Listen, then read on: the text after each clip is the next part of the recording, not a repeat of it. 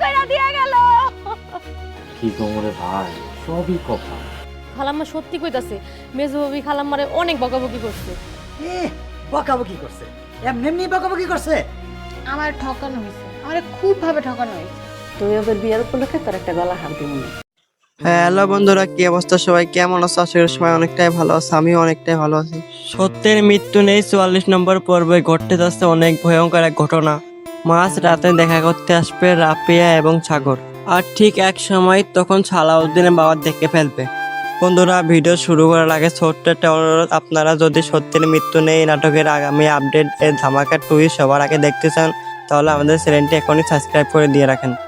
বন্ধুরা, 44 নম্বর পর্বে দেখা যাবে শাস্তি হিসাবে রাফিয়াকে পাঠানো হবে আমেনাদের ছোট্ট টিনের করে, আর সাগরের রাখা হবে ঠালি বাড়িতে।